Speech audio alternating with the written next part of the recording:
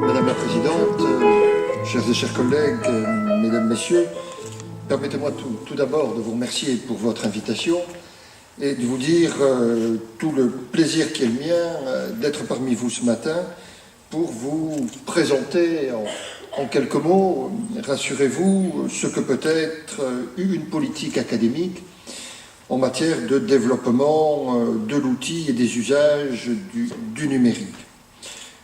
L'Académie de Bordeaux, vous le savez, est au nombre de celles qui, historiquement, se sont le plus tôt intéressées au TIS avec, il y a déjà plusieurs années, l'introduction de la balado-diffusion pour un meilleur enseignement des langues vivantes que nous avions expérimenté en Gironde et dans les Pyrénées-Atlantiques, ou encore la large diffusion des ordinateurs portables dans le département des Landes avec l'opération « Un collégien, un ordinateur ». Depuis cette période déjà lointaine, les initiatives se sont multipliées, développées, enrichies, les innovations techniques également, et aussi la culture numérique des enseignants. Les équipements présents dans nos écoles, dans nos collèges et nos lycées ont beaucoup progressé. Et je voudrais saluer l'initiative, l'investissement dont ont fait preuve l'ensemble des collectivités territoriales de la région Aquitaine pour leur politique volontariste en la matière. L'éducation nationale s'efforce d'accompagner ces évolutions en permettant aux enseignants d'utiliser, d'exploiter ces nouvelles techniques au profit et au service de leurs élèves.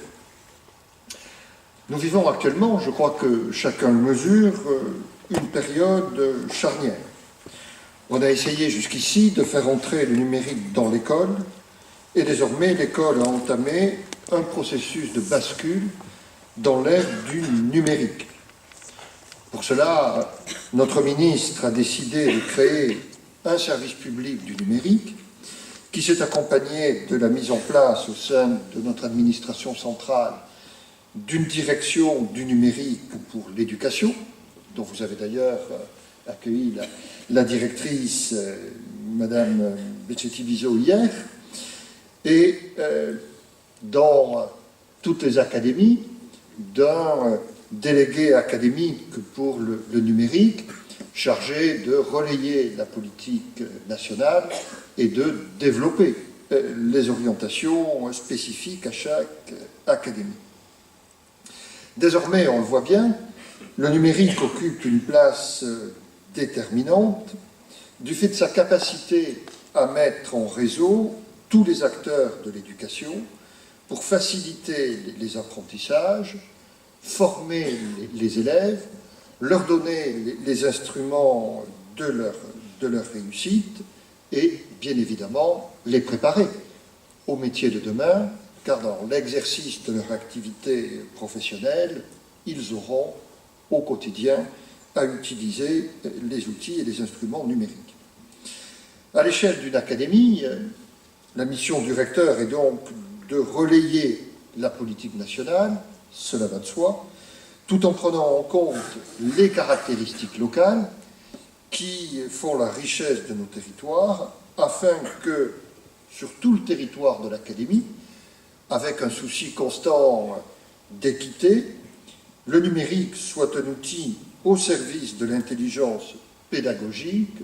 pour chacun de nos élèves. Et ma préoccupation au quotidien est bien évidemment que chacun d'entre eux ne soit laissé au bord de la route et qu'ils bénéficient tous des mêmes usages, des mêmes priorités. Pour y parvenir, l'Académie de Bordeaux s'est dotée d'un certain nombre d'outils. C'est d'abord la mise en œuvre de la feuille de route du numérique qui, pour notre Académie, fixe les caps, les orientations en matière de gouvernance partagée avec nos collectivités partenaires pour une politique d'équipement, de ressources au service des projets pédagogiques et bien sûr pour une meilleure formation des enseignants. Cette feuille de route a fixé un certain nombre d'orientations prioritaires que je voudrais rapidement énumérer. Elle pose d'abord, je viens de le dire, le principe de l'équité sur le territoire, pour ce qui est de l'offre d'espaces numériques de travail pour les écoles dans le premier degré, les collèges et les lycées. Et c'est pour moi, je l'ai dit, la première des préoccupations. Cette feuille de route priorise ensuite les formations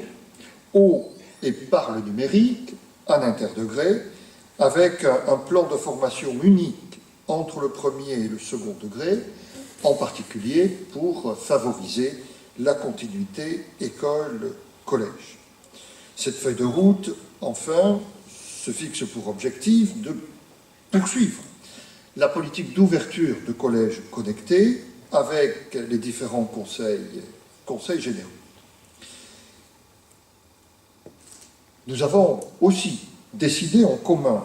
la création d'un observatoire des usages et des pratiques du numérique, qui a pour objet de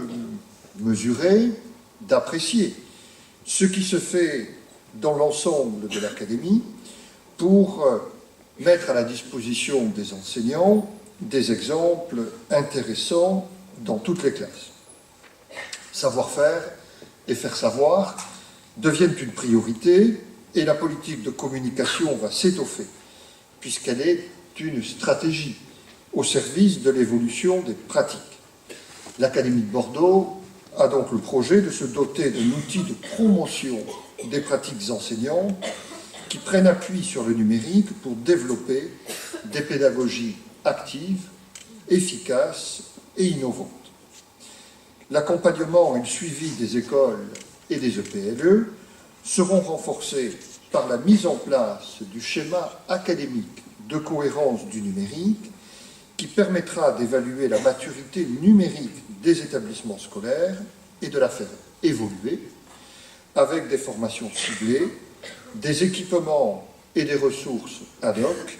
ainsi qu'une gouvernance au sein des écoles et des EPLE qui intègre la dimension numérique. Car nous avons, vous le savez,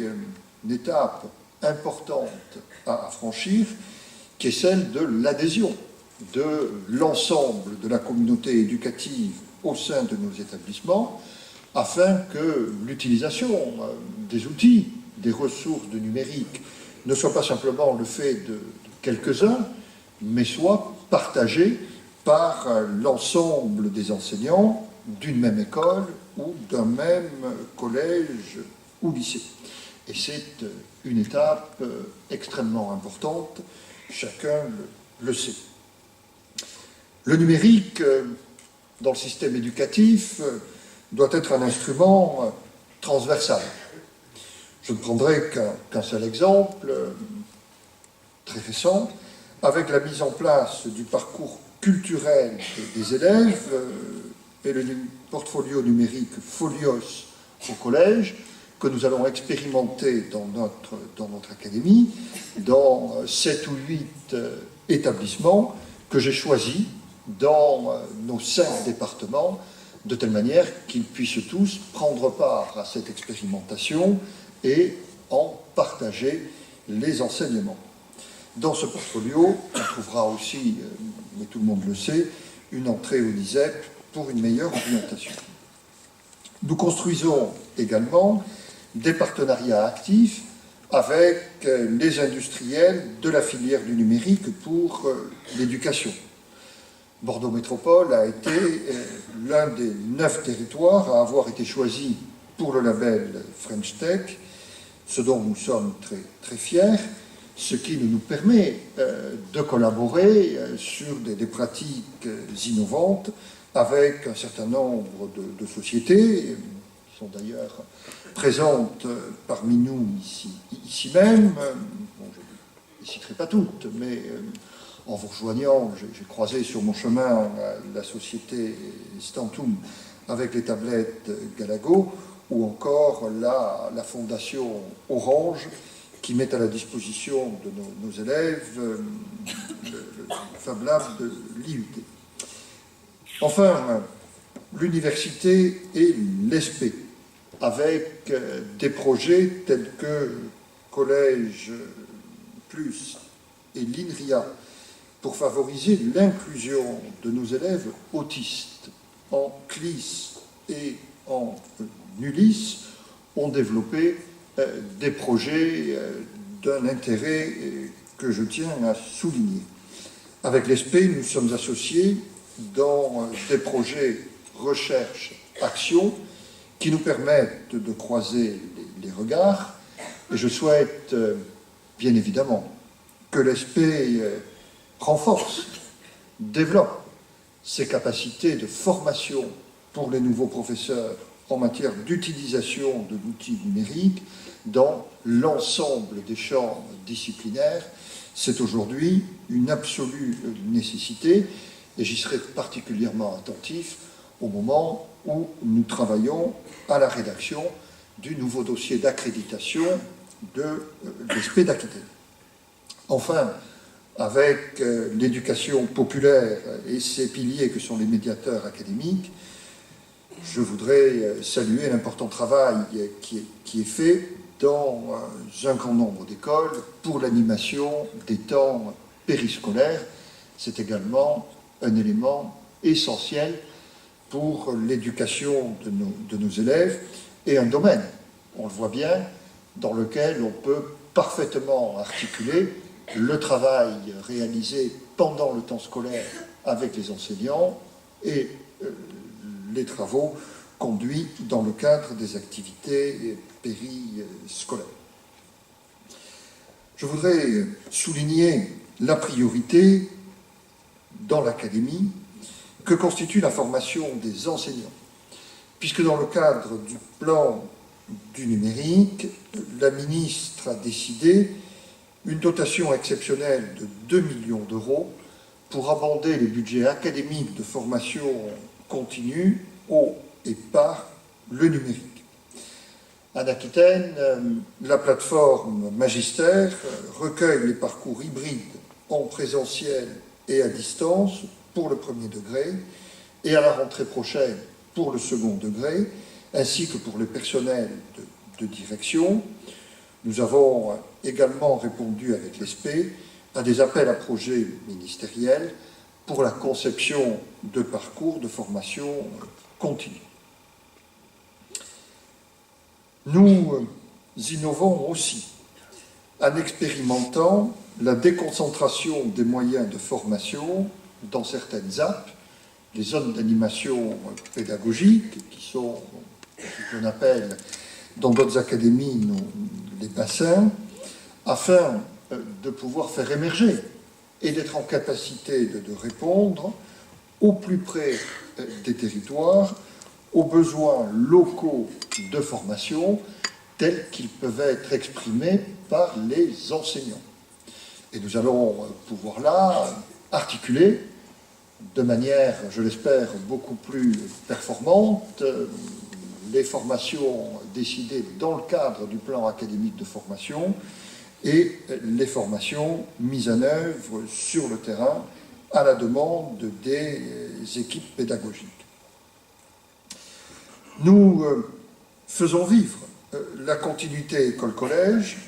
grâce à la mise en œuvre d'un plan académique de formation commun entre le premier et le second degré, qui permet bien évidemment des échanges d'expertise intéressants entre professeurs formateurs des écoles et professeurs formateurs des collèges et lycées. Ce sont aujourd'hui ces professeurs qui font changer leur métier en adaptant les gestes professionnels. C'est un enjeu qui est pour nous tout à fait essentiel, car c'est sur le terrain que tout se passe, que tout se joue.